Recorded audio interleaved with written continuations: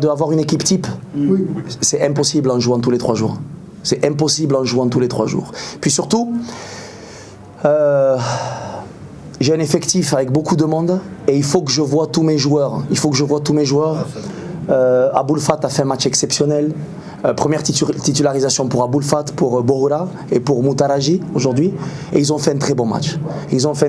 Mercredi, il y en aura d'autres. Farhan s'est reposé parce qu'il avait un peu mal au genou. Hassouni, on n'en parle pas. Pour moi, on a le meilleur joueur du championnat. C'est un plaisir et un honneur de l'avoir avec nous. Il va falloir le bichonner. Mais on joue tous les 3 jours. On a des joueurs qui sont suspendus, on a des joueurs qui rentrent. Je suis obligé de protéger mon effectif. Vous savez qu'on a une échéance dans 2 semaines. Et d'un côté, physiquement, il faut que je protège mes joueurs et puis aussi il faut que je donne la chance à des joueurs qui méritent de jouer parce que tous les joueurs s'entraînent bien, ils bossent, ils ont envie de rentrer. Aitalel est rentré aujourd'hui, il est bien rentré. Haddad aussi, il a eu une opportunité aujourd'hui. Il faut que je vois tous mes joueurs. Et pour répondre à ta deuxième question, le cas de Didier, petit à petit, on va essayer mercredi, pourquoi pas, Inch'Allah, de le faire rentrer. Mais c'est vrai qu'il n'y en a que 11 qui peuvent jouer et celui qui se trompe tout le temps sur les équipes, c'est le coach. Vous savez ça. Écoutez, un match compliqué. J'ai pas trop aimé mon équipe en première mi-temps, même si on a eu des possessions de balles un peu trop stériles.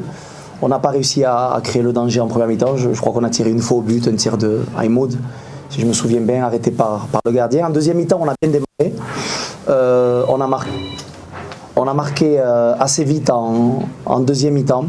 Je trouve qu'on a été ambitieux en deuxième mi-temps, même si tout n'a pas été parfait. On a été mieux que le match contre Asfi. L'équipe adverse nous a créé des problèmes avec des longs ballons, mais bon, il fallait s'y attendre. Mais dans l'ensemble, on est content des 3 points à l'extérieur. Je crois que ça fait 4 matchs d'affilée où on n'encaisse pas de but. Et mis à part, je crois qu'une petite erreur de Tagnauti en première mi-temps, on n'a pas été trop mis en danger. Mais c'est vrai qu'on a joué face à une équipe courageuse, mais on est content de rentrer à la maison avec les 3 points.